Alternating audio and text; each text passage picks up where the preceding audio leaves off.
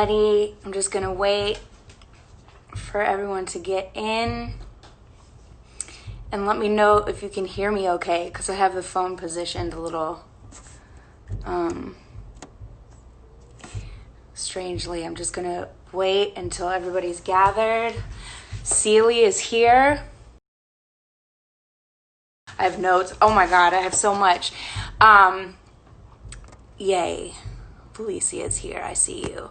So I'm gonna bring you on. So what happened, everybody, is I switched to my account so that I can bring then Valisia from her account, because I want everybody to follow her. If you were not here for her live stream earlier, it's on. You can rewatch it, and I'm telling you, I called her.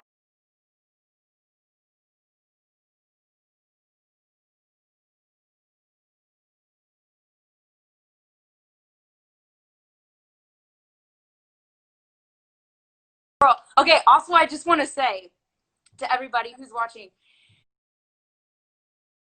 like, I'm sorry, I'm gonna tell them this. She was like, I had to Google how to go live. That's how much, like, this is literally the most.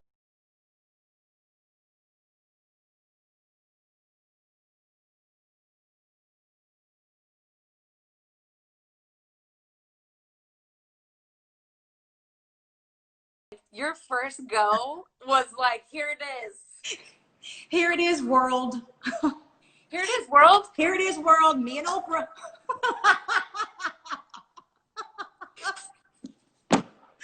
Wisdom of Sundays. Wisdom of Sunday. Look, just notes. Just ready to go. Ready to go. Come on, Oprah. We're not even getting paid for this. We're not getting paid to promote it. We're not getting paid. We just physically, like, virtually met each other today. Right now. Like, let everybody know this. I want to start with that. First of all, this initiative, this is so amazing. But the fact that we got to be paired together and we have never met in person, it is like, and this is, I said, you started today reading from Wisdom of Sundays. And I was like, if she says a Yanla, and then there it was. Yes, and here's the kicker. I sent Dion a text yesterday evening. I wasn't even in like the group initiative, and I said, Dion, I want to talk about like the mental health and the stability, and I was afraid then. And there are parts of fears of me that are being activated that I'm just walking through. But she got back to me and she was like, I know exactly who to pair you with. And she said, I'm pairing you with Sierra. And I was like, okay. And then I went to your website and it was like, light. I am enough. I was like, okay, good Jesus. I hear you. That's it. Yes. And that was the same with me. I felt so vulnerable too yesterday because I was like, wait, what's this initiative? I need to, what's going on? So I write to her. So this all is like so divinely constructed. Yes. It's not even funny. Yes. Sorry, I'm still working out the technical difficulties. That's fine. No, you're killing it. You killed your game today. Yeah. Okay, so this is the thing. I'm just, first of all, I don't even know. I just feel so grateful and just everything. I have notes. Okay. I am like ready to super soul with you. And I do want to give people an opportunity. I want to ask questions. If anybody has questions for you specifically, then please write them in the chat, and then hopefully we'll be able to get to that and write that in the question box so that I can look at it. But I know we have like so much, and I just want to facilitate, because I watched so many people here your live stream earlier, and that sent me to church anyways. I was already just like we were crying last night, so it started, and you were like, let the stream flow. I was like, but I can't, and I'm crying, and I don't even know why. But there was a freedom in knowing that I no longer had to carry this burden by myself. And particularly as Black women, we're always we just feel like we just got, we're just trucking along with all of these hopes, fears, dreams, and all of these things. And, we're just out there trying to find the light. literally trying to find the light. And so when you opened up your space to me, literally having never have met me or know anything about me, I could have gone rogue on your site, you know, anything, but you were like, sure, let's go.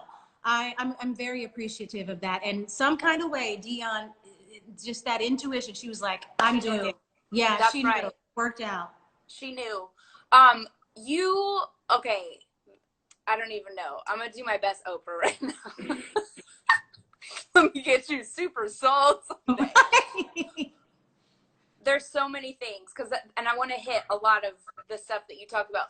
But I'm going to jump to the end of what you talked about earlier today, which is, you said, and this is just like so profound. You said a lot of my journey has been about not having the courage to pause. Mm-hmm.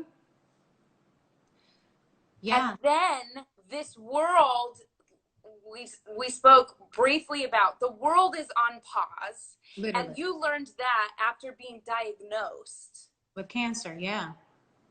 You know, it's interesting. I've had this conversation with my therapist, and actually my therapist specifically works with cancer patients. And so instead of me going to a new therapist, when this happened, I was like, let me just come right back to you, because it's literally what cancer patients go through all the time. They literally, you know, like their world stops after getting this big announcement about a disease, a pandemic, something that's threatening their life. Their livelihoods are in check, you know, like that has to stop. They're worrying about their kids. How can they feed their family?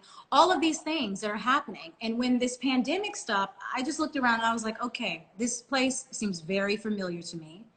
And there were some triggers. I told you there were triggers. I'm like a very like type A personality. I organize. So I was like, okay, let me start applying for this and let me get that. And I have to say, okay, no.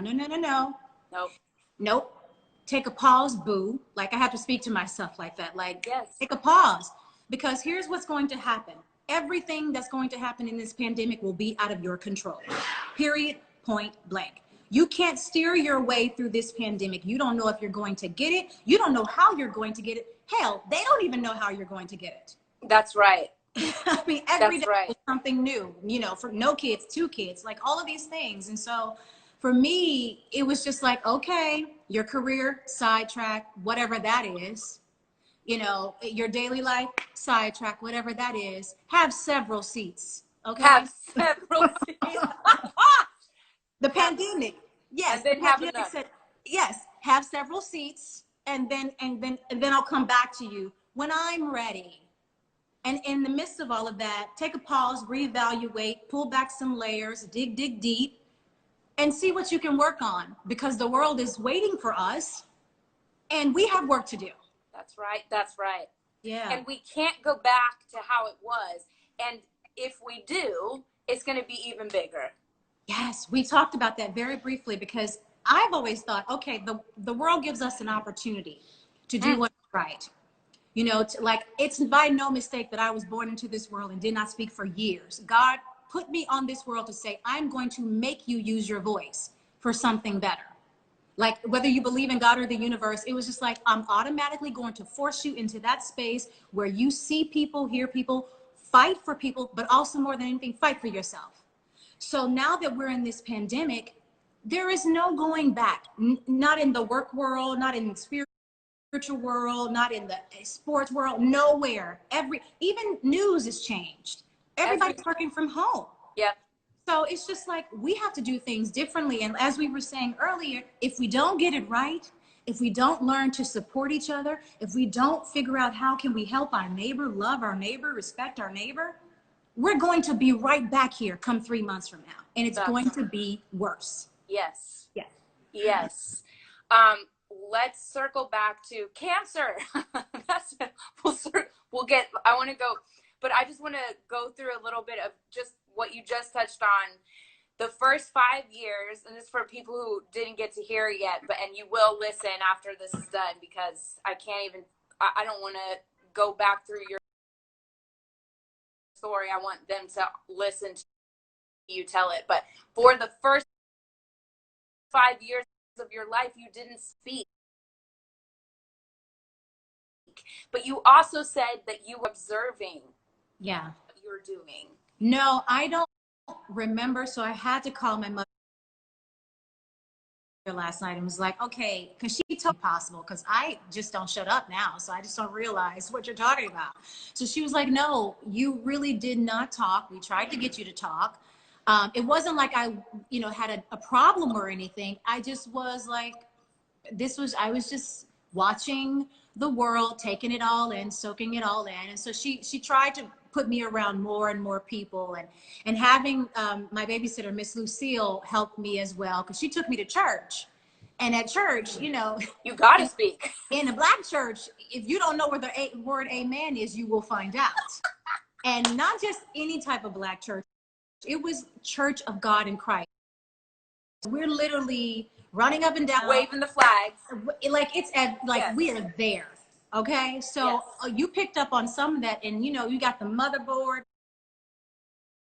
women on the front pew that are 80s and their 90s telling you like it is. So it really helped me to learn to just start to open up a bit. Oh my God. Singing that's the way that you knew. The way that I could get people to, like, oh, you're hurting, let me sing a song for you. Oh, you need some money, I'll sing for whatever you need, or wherever you need it. Oh, you need to cry. And I wasn't taught. You don't get a sheet of music in the choir. Now they may be doing it, but back in the 80s and the 90s, they just weren't handing out sheet music. The pianist would be like, boing, and then you'd sing the note. Whatever that note is. And whatever note God tells you. Right. So it was soprano, alto, tenor, and you just did it. So, it was just one of those things where I had to learn that way. And I, the voice God gave me, it just came from nowhere, because I said it wasn't taught to me. So I knew I had to use it. And so when you realized that you wanted to do this, and you talked about bedazzling your cap and gown. Oh, yeah. With New York specifically. Oh, so yeah. You knew about Broadway at that point? I did not really know about, and here's the deal. It wasn't about Broadway coming. I knew that the music was in New York City. I knew that the music industry was primarily in New York City. There wasn't this big happening then in Atlanta. Yes. LA wasn't really music. It was like La La Land, Hollywood. But New York City, Puff Daddy was there. I think, Sony, all the big labels were in New York City. So that's where I wanted to go, to New York City. Whitney's from New Jersey. That was close enough. So I just wanted to get there. Oh, we're going to get to Whitney, because I connected something that I bet you did too later on when you talk about, there's just so many parallels too, of the being overwhelmed and all of that. Oh, yeah. And also being a woman. Yeah. So, you talked about Anika Noni Rose and T. Oliver Reed being the ones that so you weren't growing up and watching Broadway people. I didn't know what a Tony Award was. I didn't watch that. We watched, my mother was really great, what she exposed me to, because every time Michael Jackson came out with a video, we sat down and watched it as a family. He would come out with these, 8-minute videos. We watched it. We watched the Grammy Awards, the American Music Awards. We watched those things because my mother was a natural dancer. She wasn't trained, but she danced on this little show in Memphis called Swing Shift. It was American Bandstand for Memphis. So she exposed me to music and shows and performance through that way. We didn't have the money to spend on me to go to, I started in ballet lessons, but that money needed to be reallocated somewhere else. That's the thing. I know, it's so expensive. It's expensive. Yeah. Yes. And she's a single mom. So it's do you want to eat right now?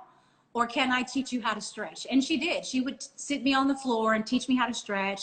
And she thought I was going to be a gymnast, but I never knew of Broadway. So I was amazed by these beautiful Black people, knowing stuff. Well, that's what I was going to say. is I understand that when you came and then you're seeing Anika and you're seeing T. Oliver Reed, and what you said that I loved so much is that what you learned from them is, oh, I work hard and I stand strong. Yeah, yeah. And were you saying that being like, this is how I navigate this as a Black woman specifically in the business, or this is just how I do this business? I saw myself in them. There was no way around it. You know, I have an older brother, and T. Oliver, I mean, like, T knows none of this, barely, maybe. I told him once a little bit, but he didn't have any idea I was observing him back then. Neither did Anika. You know, like, she was living in her own world, I'm sure. She was kind enough to, like, invite me to a couple of things, and you know, we had a relationship, and I remember when she was shooting From Justin to Kelly and like all of those things, but like just a little nuggets of kindness showed me like, oh, okay, like you can be beautiful and kind and talented and still make an impression on little Black girls. And it's no surprise that she becomes Disney's princess to me.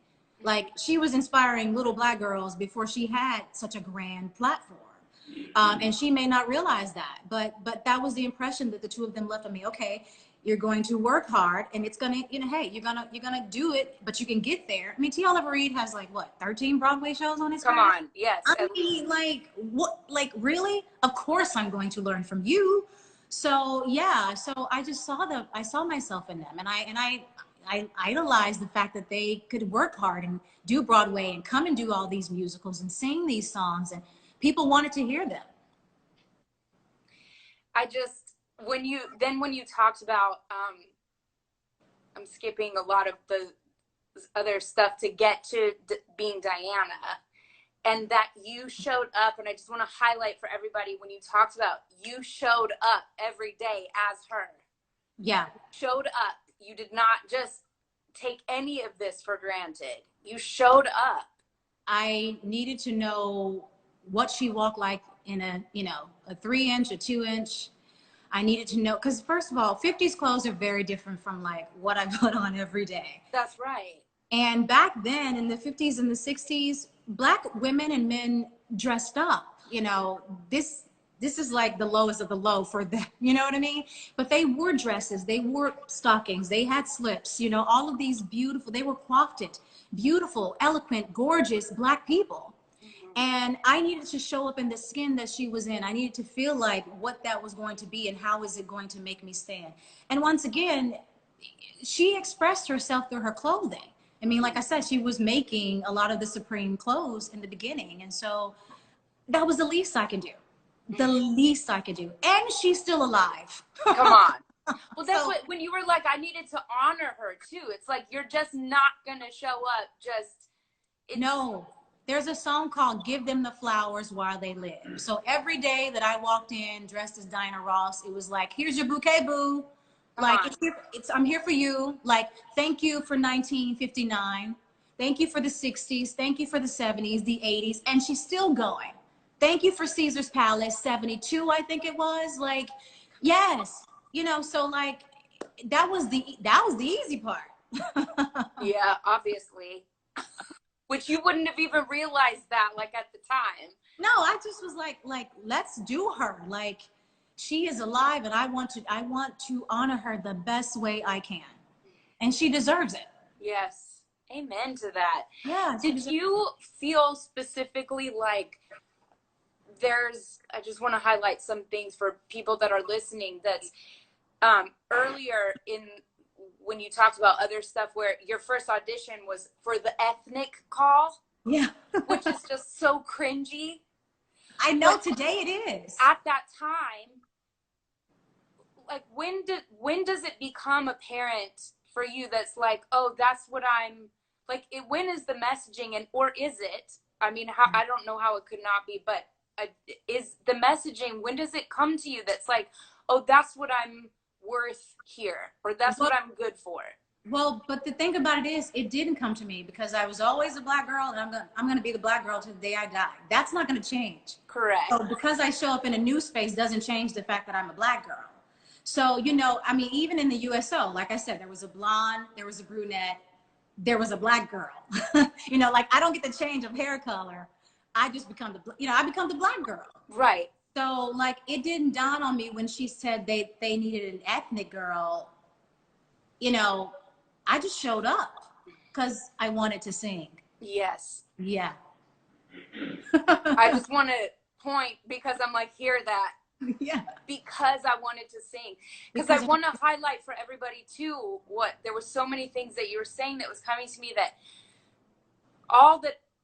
there is so much that Broadway, and not even Broadway, showbiz expects from us. Just as we show up, what is expected of us, doing the work, figuring out how to, like, all the stuff that you already had to do. But then when you suddenly, and what you're saying, see me for me. Yeah. But when you add on, and what I'm really hearing is you add on that when I walk in the room, you're seeing me as the black woman. Girl. Yeah. That's then becomes a whole extra layer of something. And like you kept saying about every time that another black girl is working, that is great. You're celebrating that because it's like, great, another space that I can, everybody's paving the way. And that's the thing that I don't have to carry that every time I walk in the room, when I come to a show, that I hope I don't mess this up for all the white people. Yeah. What I'm hearing, and let me know if I'm off, but what I'm hearing is every time you walk in the room. Every time I walk in a space that is going to create a position, an opportunity, if a black girl walks into the room and receives an opportunity, I get a possibility. There is a possibility that I will work. There's a possibility that somebody else will work. There, like for us black girls, we want those possibilities. We want to work too. We want the opportunities. So anytime, and here's the deal, a lot of black girls have suffered so much in this business that by the time that I step into that space, I only have to suffer a minute of that, because they've already done the work to lay the outline, to insert new black girl into their space. God, insert new black girl. That is crazy. I mean, but listen, but when we think about how we do theater, and this is, this is not necessarily a black girl, white girl thing, but like when there's a new show, a new Wicked, Glinda and, Adina, I can't think of the character's name. Alphaba. So there, okay, they've set the tone, right? Yep. Insert new person, and you're doing the same blocking.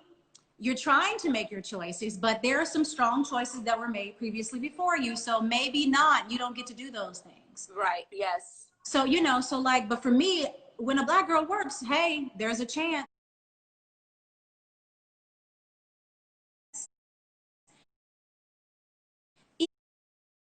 Even when it's like colorblind casting, non-traditional casting, was like, oh, okay, she receives another blessing, then I can step into that space because they've already seen it. Not that we're a monolith or anything like that, right, but they at least are accepting to different nationalities besides white women. Right. Yeah. Right.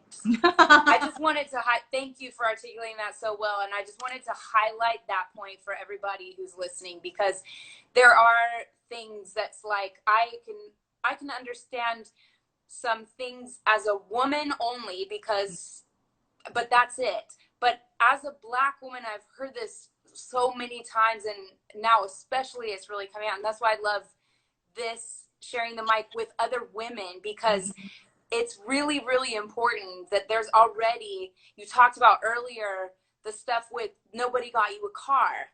Yeah. That stuff. And it's like, I have found, and you said, you did ask the question. I don't know if that's how this is for, like, is anyone taking care of you? Is this because I'm a black woman? Then it's all these questions. And I will say that I have experienced that it often is the leading man that gets the most taken care of. And I think, and we can unpack this, but I wonder if that's because women inherently are expected. There's something about women they'll figure it out. They'll make it work. They won't be squeaky, whereas the men need more hand-holding. Do you know what I mean?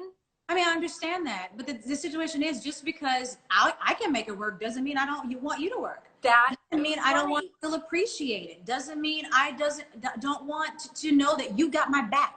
Because let me tell you something, I am going to work for you, like literally. Yes. Work for you. and I'm going to do everything in my power to, like, you know, bring this show to life.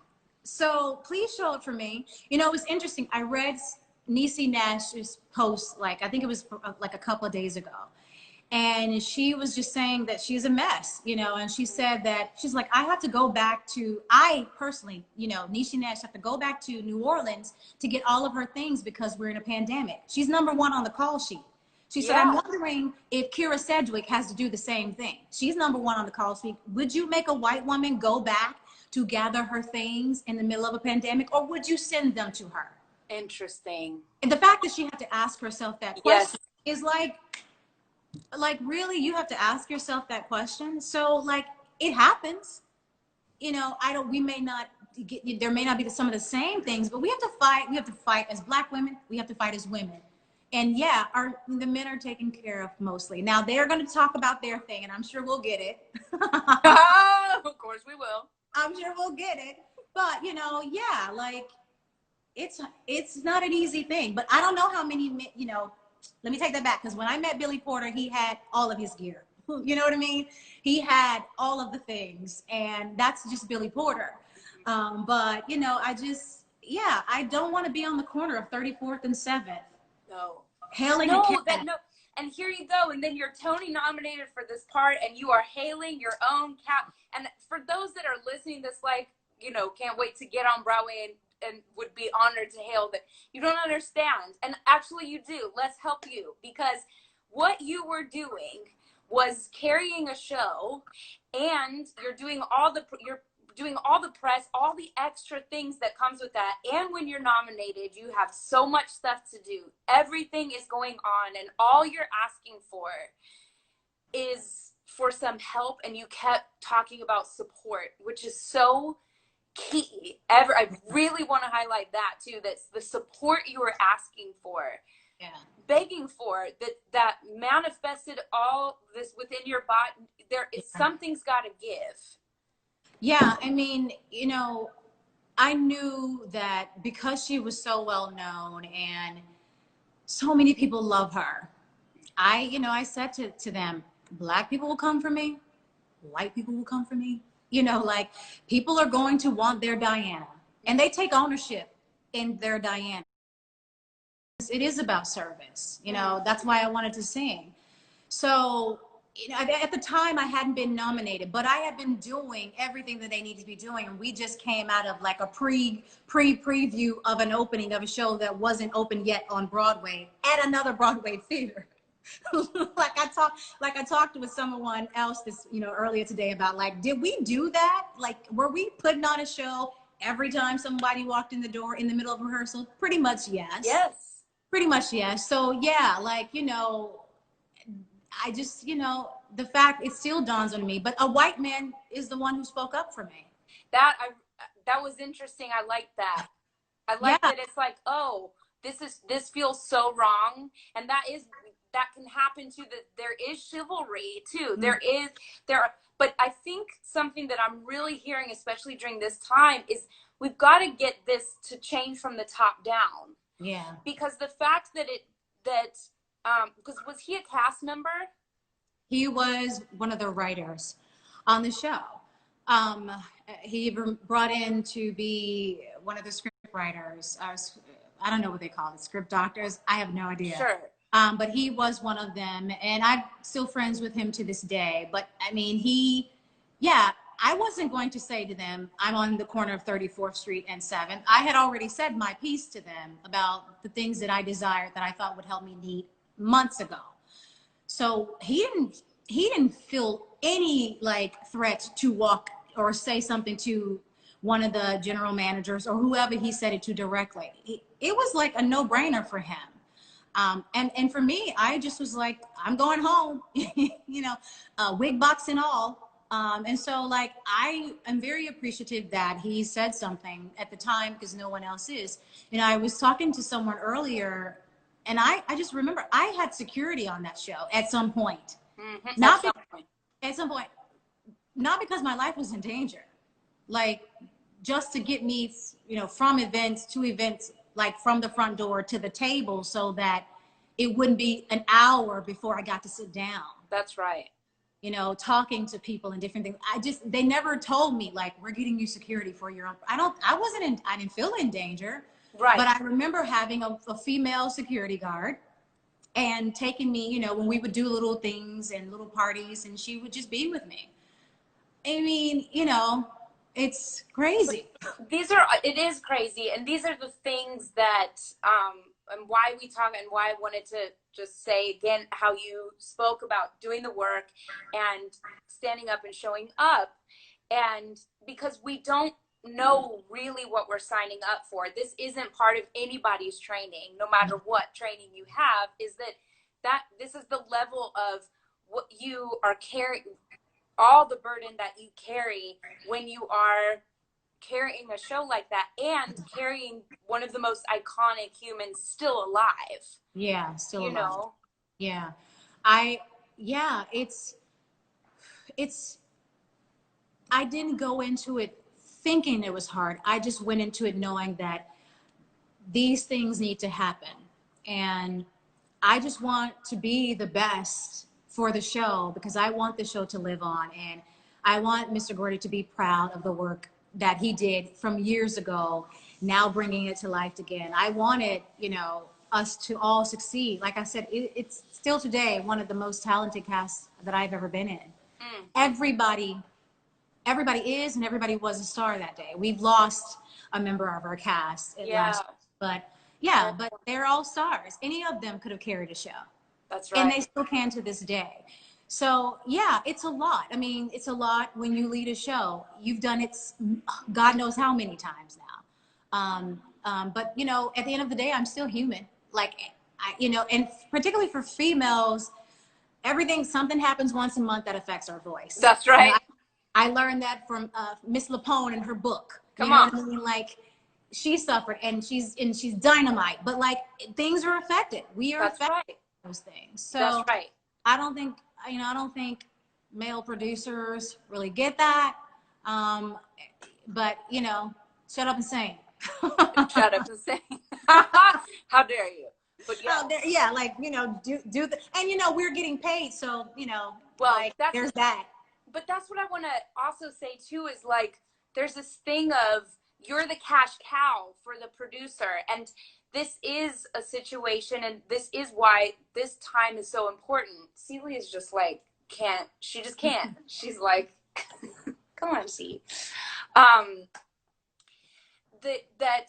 We are, so much is being asked of us. We would, and like you said, this is what you wanted to do. You didn't know in what capacity, but you just wanted to sing, and you went into it with honoring and all the stuff that happens. But there is something that gets lost along the way when it becomes about making money. Yeah. And something that is and it's important for I think people, especially the high ups, to really realize that there shouldn't be this amount of suffering. There's a certain amount of suffering we know we're signing up for, just as showbiz people. Like, I don't know people who work harder than us. I really don't, and are willing to. And you know, there's certain things that we put ourselves through that is just how it's going to be.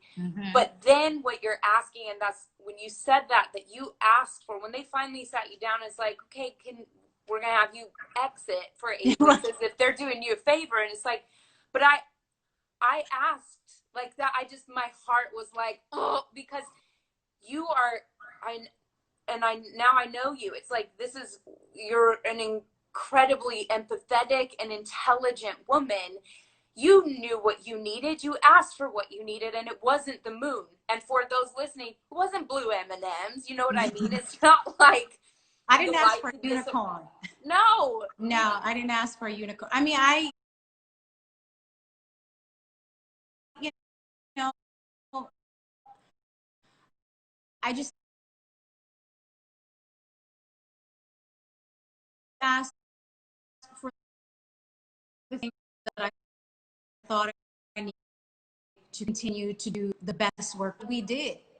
I thought that's what my male colleagues did. You know, I thought they would understand that. And once again, you know, I'm going to shift to see, because the sun is setting over here, and I'm seeing that sun is giving you The It's light giving me of all the- sorts of mahogany glow. Come on, girl. But to pity me because, like I said, I'm going to always be the greatest advocate for Valisia. But they were doing their jobs. Their job was to get her for as less as possible. You know what I mean? My agent's job was to work for me, and he did. And God loves him because I stand by him to this day. But it's just like, you know, like insert new black girl if you don't want to do this. You know, I think for Mr. Gordy, you know, I had a conversation with him way before we did the show, and he was just like, "You're it for me." I was like, "You sure you don't want Beyonce?" Like, he was like, "Because you're no fool. You know how this works." I get it. Like, don't have me doing the readings and then day one, you know how this works. You got Beyonce. That's right. How am I gonna pick? You know, like I don't have like Beyonce. So he was like, "No, you're it." You know, you're it. And I was like, "Okay." So I got okay. So I get it. But yeah, like it just I never understood that. And so I you know, at the end of the day, I'm always going to say, like, I had to live with all of those choices that I made. And it was hard. It was really, really hard to look back on that and say, you know, God gave me plenty of opportunities to speak up.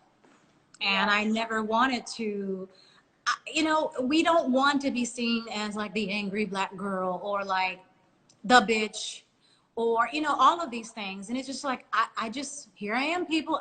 I just want to sing. I want to give my heart to the world and know that every day that I walk off the stage, I did everything I can to be as beautiful and as vulnerable and as lovable and as laughable. And I want to inspire you at the end of the day. I want you to walk away educated. I want you to walk away energized when you leave the show. And I want someone to be able to come behind me and do even greater work, because I'm not working my ass off for you to come match it. I'm working my ass off for you to exceed this thing, as my ancestors have done the same for me, as my mother, as my grandmother, as my great grandmother, yeah, as Maya Angelou, Oprah, like, you know, they're working hard so we can come on over that. And so, like, that's what it's about. Like, we're just constantly trying to create more room for us to be here. Oh my God, that is, we have to sit with that a second. Wisdom of Mondays. Oh, Wisdom of Mondays with Valisia. Come on. Oh God. Can you remember what you just said? That you're well, you know, like for me, I have a niece who lives in Tennessee, in Nashville, and she started theater camp last year. And she was the only black child there. And it was at a theater, prestige little, you know, equity theater. And she said to me, "TT, I'm the only black girl here." And I said to her, "I know it may make you uncomfortable, but I need them to see that you belong here. You're 8 years old. You're not going to get it now. You're in Tennessee. But once you step outside of Tennessee, things change. Okay? There are people just as talented. The world gets bigger. Ideas change. But I need you to know that you are standing in a place where you're supposed to be.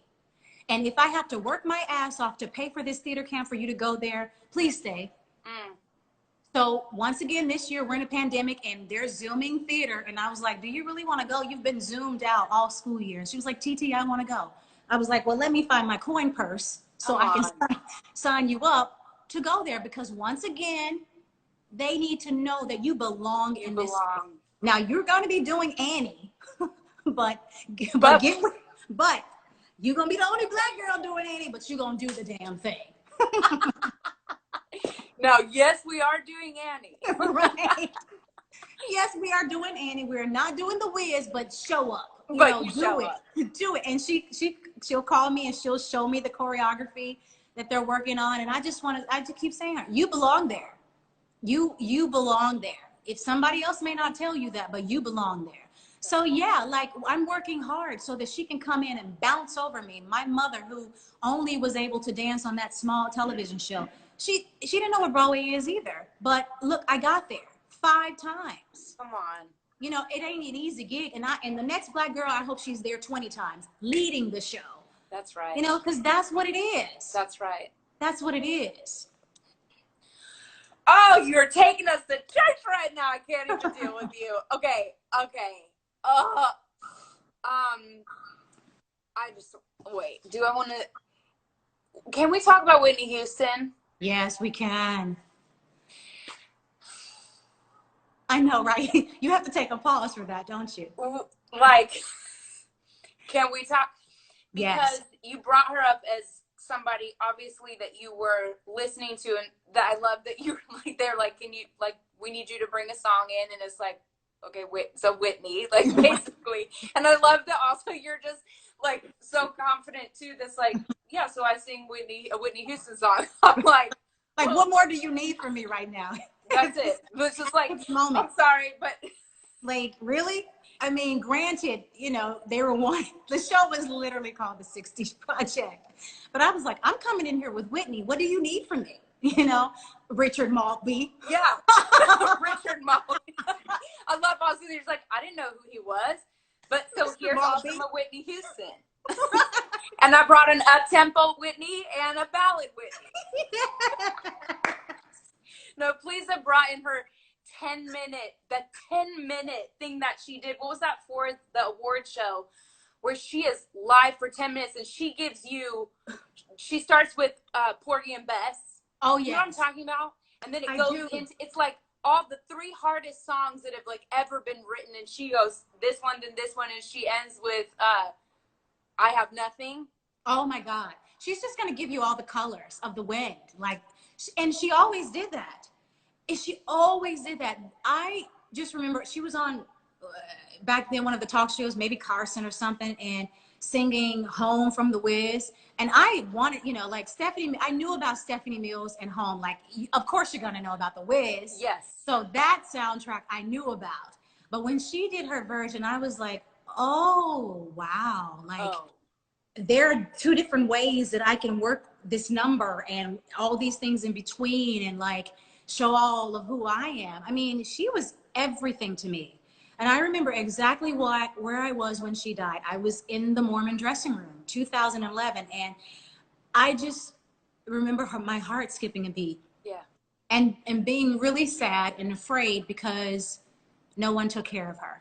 That's how I felt. But that was, yeah, like, but that was my thing. Like, no one's taking care, like no one took care of her. Like this golden gift. Had your thing happened yet?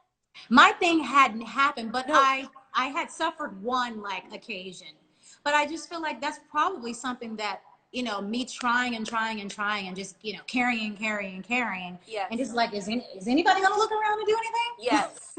Yes. You know? Yes. And that's what I want to say is how connected all of these things are, because just even in who you love, and I don't know anybody who doesn't love Whitney Houston, and who that wasn't an integral part of. I mean, Bodyguard was the first CD I ever bought. I remember it was like when the CDs used to come like huge too, like where it's like you have this half. That was the very first CD I ever bought with like my money at Tower Records. Yes, Tower Records. Tower Records. Yes. You know, and it's like this woman. So once, and then now with all the things that we know, that's like nobody was taking care of her, but they were seeing her as somebody with this gift, yeah, that can make a whole bunch of money. And that's what it's like. Look, we're not comparing our lives in any way to the level that is, because Broadway isn't at that level, obviously, of being seen and all the pressure. But even just what you're talking about of the, you know, it is true, having a security guard now and all of the different things that are happening, but still yes, you have some things, but the support is still not there. Yeah. Because it really resonated with me when you simply ask for a night off, and the answer is no. Can you half show up? Right. Basically, we just need your body on stage. Like, we'll figure it out. Yeah. And that's a hard thought. I mean, you know, I pray to myself that I'm always trying my best to get the details right, because it was a long time ago. But I remember my agent relaying that to me, or either company, like, I don't remember who it was, more than likely my agent or somebody in company management, just like, can you do this? We'll have this person stand on the sidelines. You know, it's Tony nominated season. We want you to be there. As if no one has ever taken off in Tony nominating season. I know. Like, I mean, but I don't know these facts because it's my first time during Tony nominating season.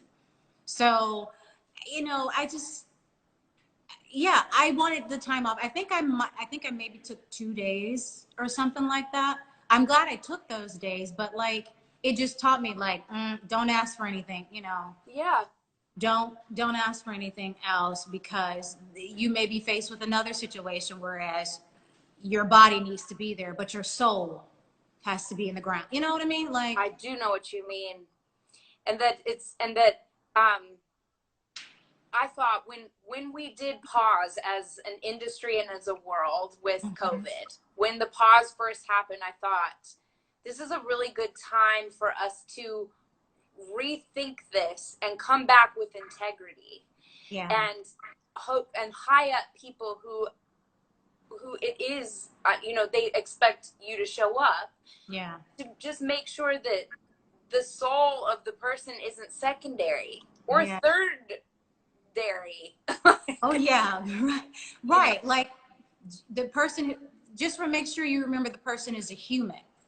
I had a conversation with a friend of mine in the business,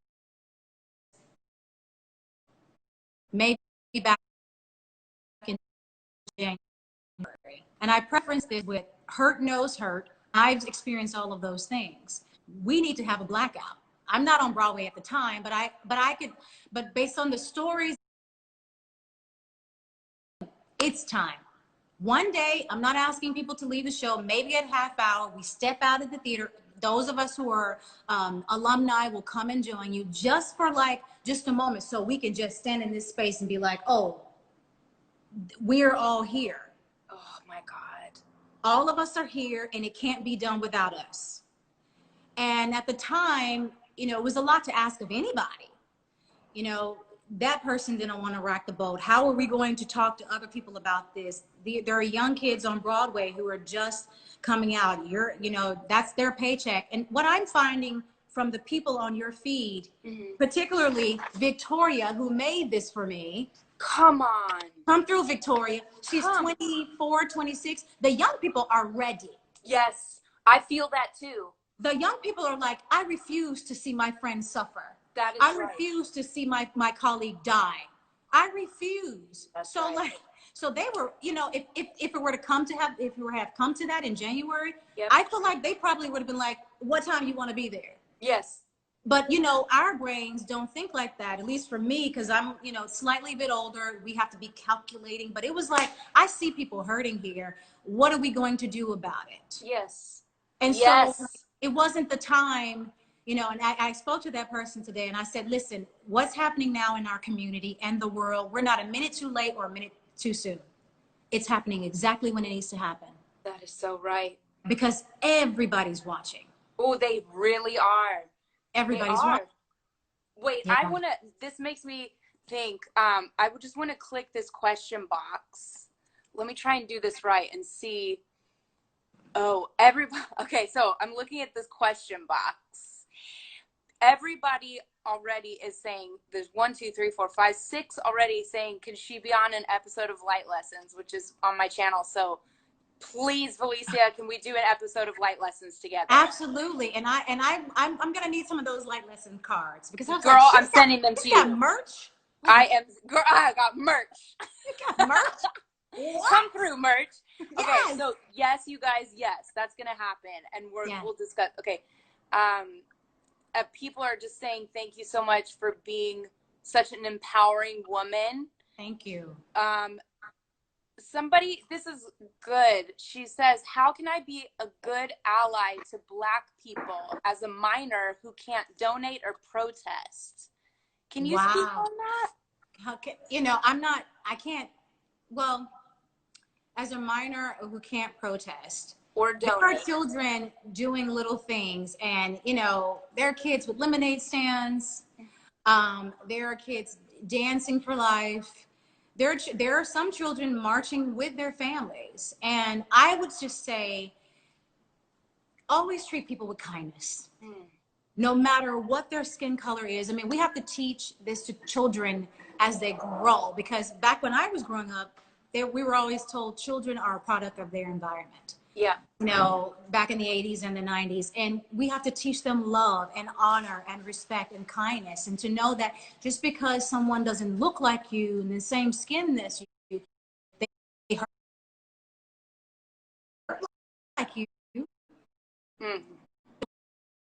They're in pain like you. When you hurt, they probably hurt too. Things like there are grand gestures, level from the foundation. You have to teach people to treat people with kindness. That's that's the simplest lesson, you know, that I like. You know, she can say, hey, mom, you know, I don't wear these clothes. Or like I've seen little girls will take little things out of their toy box that they don't play with anymore and give it away to charity. You know, like, you know, every time I try to buy something when it comes to clothes, I'm like, I need to give something away. You know, like. That's so good. Insert new clothes. In service of people. That's it. Yeah. Insert new like little things. Like, yes. Little minute steps. Wait, somebody, Ayana C. Diversity cast. Ooh, okay. I can't tell you how to lead your life, so I'm going to tell you how I would choose to handle that project. So now, in my being now, everything matters to me. And I want to make sure that I show up and be the best representative of that character that I'm going to create, or that human life that I'm going to recreate. So I need to be able to be connected. You know, we're not promised tomorrow. Believe me, I've been there with 50-50 chances. Everything that I do from here on out will mean something, will stand for something, because I'm literally giving you my soul, and I ain't giving it to you for free. So I'm going to want to be there. I'm going to love to be there because I chose to be there, not because of whatever situation that you want me to be there, because you think you need a black girl or a Latina or whatever that is. I'm going to love it so that I know every moment that I'm going to spend time giving my heart away, it's going to be because I wanted to give it away. If that doesn't answer your question, I don't know what. Answer your question, I don't know what does. But I'm sure you will find that path. The world is teaching us something right now, that Black Lives Matter. And you want to stand for something or lose everything, or like you want to get on board with like humanity. So like there is nothing that we are doing right now that's more important than taking care of each other. Nothing. Oh, that just what you said just now, there is nothing more important that we could be doing right now than taking care of each other. That's answering a lot of the people's questions on here. Nothing. That's it. Taking care. You're so right. You know how we spoke briefly earlier that I was saying, like, the image that constantly plays in my head is the image of the aerial views of the cars in the food bank lines. Yes. And a lot of the food banks were, their intake now was like hundreds of thousands of more people were coming, or, you know, thousands of more people coming. And here's the deal. In the aerial shots, you don't know who's in the car. You don't know what color they are. You don't know if they're rich or poor. So there are Escalades in the line. There are, you know, Tempos in the line. There are Corollas in the line. You don't know their economic status, but you know they're in that line.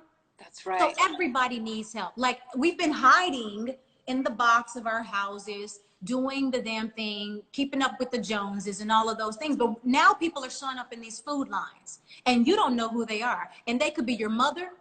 They could be your sister, your father, your best friend. You can't see that from the aerial shots. No. We all need help in this moment. And the fact that we refuse to even acknowledge that, I mean, come on here. Like, you can't see the aerial view. I mean, you're getting it from below. It's all around you. That's right. So, I mean, come on. Like, we can't show up for kindness. We can't show, I mean, it's costing you nothing to show up. We can't show up for love. Like, here's the deal. You don't have to believe in God. That may not be your thing, but do you know what love is? Have you ever experienced love? That alone can take you anywhere. That can answer a lot of your questions too. If you're on the fence about something, What's the? Do you know what love like? Do you know what love is? Like some people, either if they don't know what love is, they either have the urge to want to be loved. That's right. So take that craving of like wanting to be loved and take it out into the streets to love someone else. Oh, like for me, it is always like, what do you need? If you need money, give somebody else money. yes. If you need a hug, find someone else to give a hug. If you need a lesson, share a lesson. You know, Wayne Dyer, who I know you love. Speak my language more, Valisia. Speak it more. What did he say? We are both the teacher and the student. That's right. I'm here to learn, kids. What do you have for me today? What do you have for me today? Because we both can have this exchange of loving and sharing and giving. Like, I don't want to leave this earth in chaos. No. I want to leave this earth knowing that I have done everything possible to show up. My legacy does not just exist on the things that I've done on the Broadway stage. My legacy exists the moment I leave you. It's the moment I leave you. Was I kind to you? Did I see you? Did I hear you? I mean, like, really? That's what legacy is about to me. That's what this world is about. So it's just like, we just refuse to show up for kindness. I'm not here for that. I'm just not here for that. So I'm always been like, it's never enough what we do. And even this, I'm like, as uncomfortable as it makes me, so what? So what? This is well, but it's so what, because you are leading with love. This makes me uncomfortable, but it's because it's so worthy. It's not uncomfortable because it's, I don't know really what. You are so articulate, like you are the person to hear from. So yes, you're uncomfortable. But, you know, like I said, you know, one thing I learned from Diana, spread love, give love. Like she is tweeting love all day. Like she may be giving you gowns, but it's like, here's another level one, you know, like you know she's giving you the love. Like the woman wants to she wants love out there. And I'm here for it. Like there is never enough love. Like there will never be enough love monies. You know what I mean? The currency, the bank can always overflow with love. It always can overflow with love. George Floyd wanted love. Tamir Rice wanted love. Rashid Brooks wanted love. Yep. Yes. The countless number of other people. Sandra Bland. Like, really? We can't show up for love? I mean, come on. Come on. We don't have a lot of time here. Like, we're not promised tomorrow. Every day, every second counts. It just does. I'm done with you. I can't. This is it. Wait, everybody's like, preach. Like people are going crazy. I feel like in 2 minutes we get kicked off because you get kicked off after an hour. So I just want to make sure that I just want to say to everybody who's listening, first of all, thank you so much. And thank you for showing up in such a brilliant way. But thank you, Valisia, for showing up today and being the voice we needed to hear and giving us all this truth. It's just beyond. Thank you so much. I just can't. But so before we get cut off, can we just Wisdom of Sundays it out? Yes, we can. Now, I told you the pages did anything show up for you or that you felt like that you wanted? Maya always shows up for me. And believe me, I love Diane. I mean, you can swim through an ocean, girl. I'm here for you. Okay, so should I read Diane and you read Maya and take us out?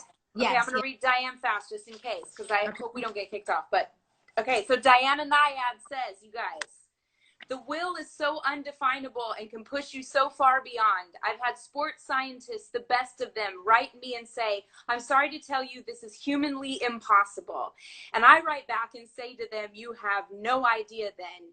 You're just doing your little studies on what the heart can do and what the lungs can do. I'm talking to you about what the spirit can do, and that's not measurable. The spirit is larger than the body. Find a way. Find a way. Yes! Give it to us, Maya Angelou. All right, 203. Nobody but nobody makes it out here alone. What really matters now is love. I mean, that condition in the human spirit that is so profound, it allows us to rise. Strength, love, courage, love, kindness, love, that is really what matters. There has always been evil and there will always be evil. but there has always been good, and there is good now. Hallelujah. Hallelujah. Hallelujah. Let the people say Amen. Amen. Oh my God. Victoria, thank you, by the way. Once again, this was Victoria, your follower. I just want to say her. Thank you for this. That is so thank you for awesome. having me. You guys tag also, make sure that you go and follow Valisia and tag also her in anything that you've written down today, because I know that some other people take notes, because I'm always telling people to take notes. And so I know that y'all be taking notes. But there's just so much inspiration and so many nuggets of wisdom that you gave to everybody today, and you're just like a wealth of everything. So I can't even deal. But let's definitely do an episode of Light Lessons. I'm ready for that.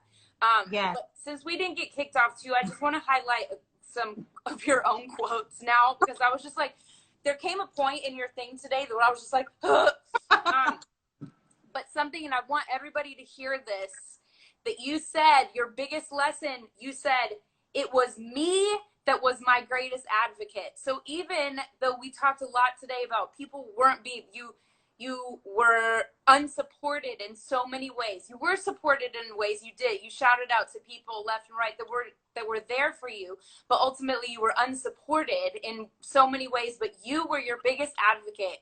You couldn't stop saying how much you realized how enough you were.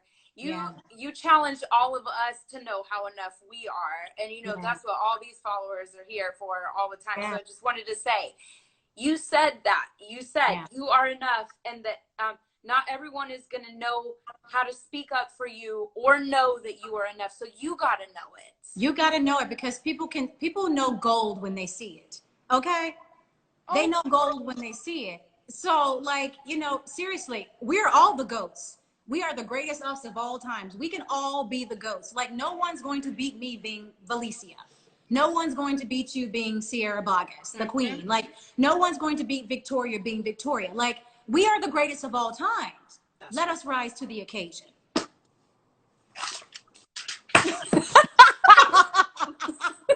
Come on. Super soul. I can't. I'm done. I can't. I love you for allowing me to just spend this time. I mean, like, I was wanting to laugh before I went to bed tonight, and we did that. We did that. We did that. Yeah. We're going to see you again. Everybody's going to follow you. Yeah. You are just the best, and I am so glad you're in my life. That's Thank just how you. This goes. Me as well. And we'll be talking, I know. Yes. All right. Bye, so everyone. Much. Thank you for being here with us, and I'll post this. Thank you. All right. Bye, Valisia. Bye.